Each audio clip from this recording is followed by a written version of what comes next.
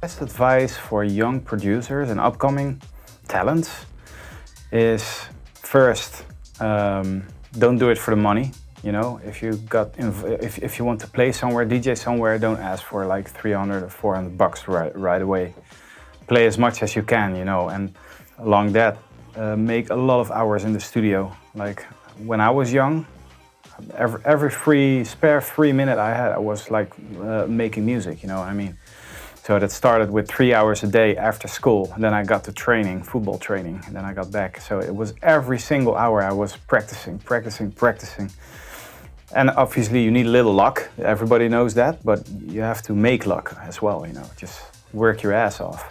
Also, social media-wise, you know, times have changed. You need to be there as well. You know, all the social media, all your Facebook, your Twitter, your Instagram, you have Snapchat these days. You know, they all have to be like correct and punctual, you know, and precise. And you have to post there every day, and it needs to be relevant as well. Like movies from your studio, movies while playing or whatever, you know.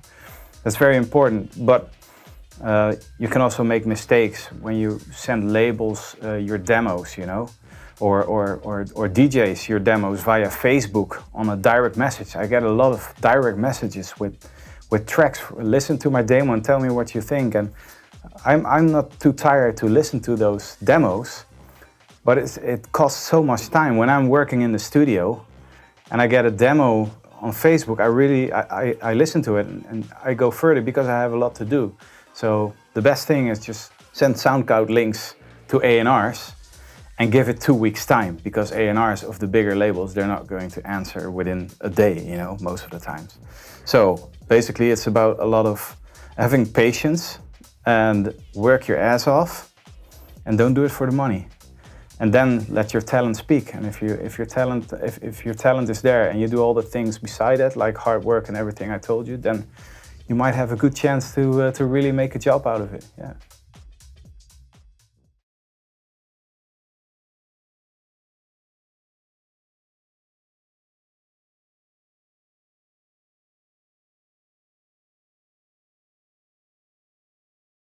So now I've shown you guys my basic template and how I made the kick, the bass line, and the claps and everything.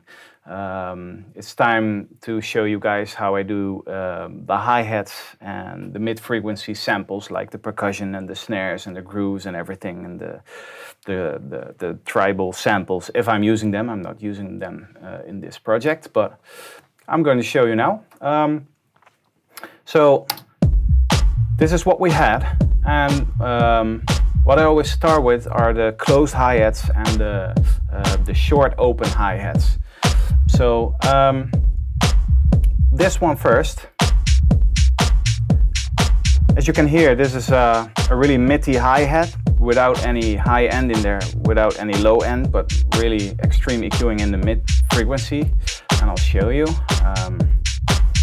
right here. So as you can see, I cut the low frequency, high frequency, and I extremely EQ'd the 2K region.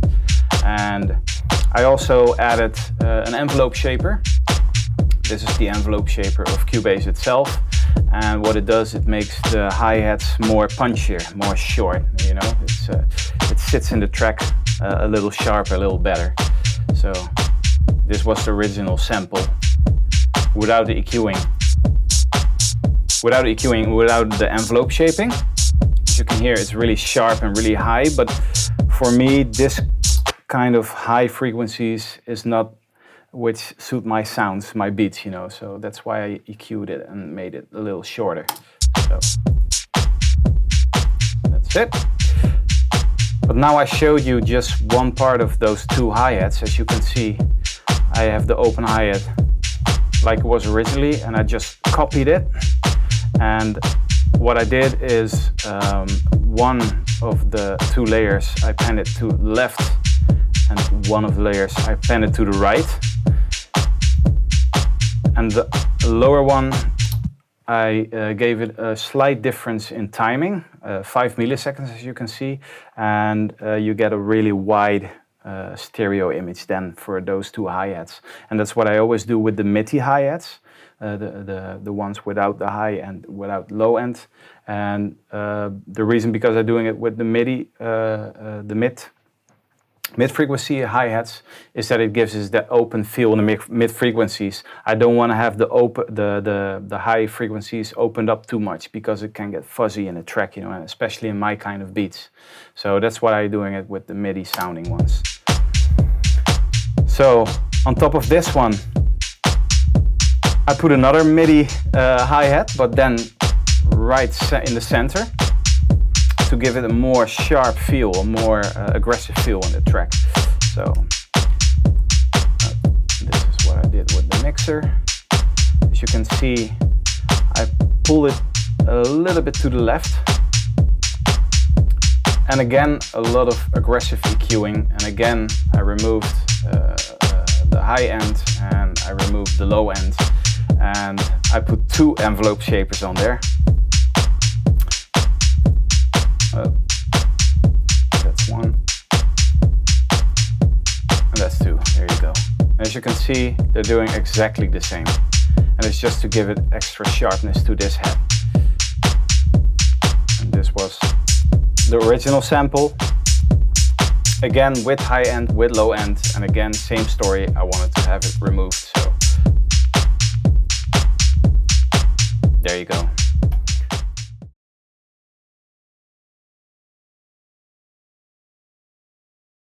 So now that we have these parts going sound-wise, let me play it again for you. It all sits really nice, like EQing-wise and rhythmic-wise and volume-wise, it's all perfect. But the thing I miss here is a little sound step, a little sharp sound step that accompanies the main lead bass step that's running. So. I took a sample from the Vengeance Minimal pack, if I'm right, and I took the FX and synth stabs part, the folder, and I found this sound there. Let me hear you. You can hear it's really sharp, really simple as well. But together it sounds like this. So as you can hear, that's what I meant with I needed some synth stab that was a little bit MIDI, a little bit sharp, a little bit raw, but it's a short key at the same time. So I'll show you in the mixer what processing I did with this little sound. There you go. So it sounds, with everything turned on, it sounds like this. And let me turn everything off and I'll play for you the raw sample. So as you can hear, it's really dry, nothing special. You know, if I keep running this sound throughout the track like this, it sounds really dull.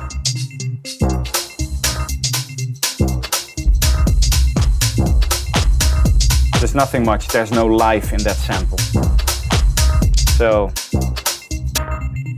let me go back to the plugin section again of this part and I'll show you what I did exactly.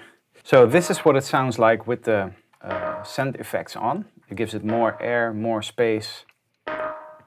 And I also find this sample that it lacks a little bit of high end and it lacks a little bit of 300 Hertz region boost, EQing boost. So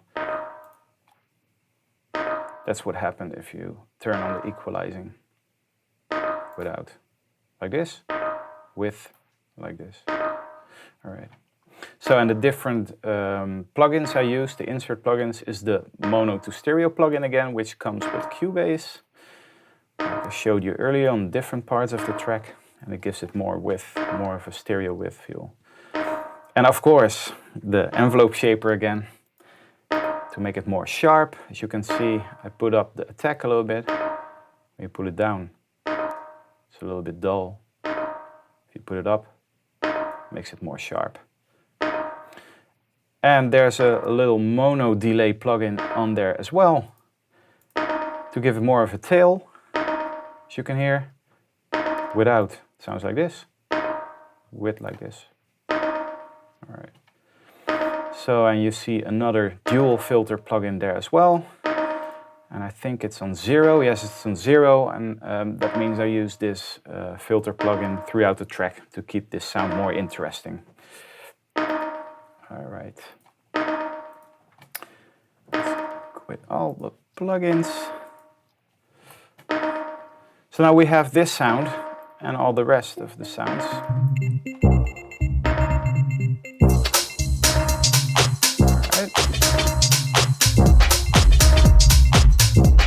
So this is basically everything we need for a good sound. Oh, there was a part of the rights removed, the rights. So this is what we basically need sound-wise. And what I often do is to add some little vocal stabs here and there, really short and really low in volume to get the details there. So those are sounds, EFX sounds, little sound steps that accompanying the beat more, the percussion.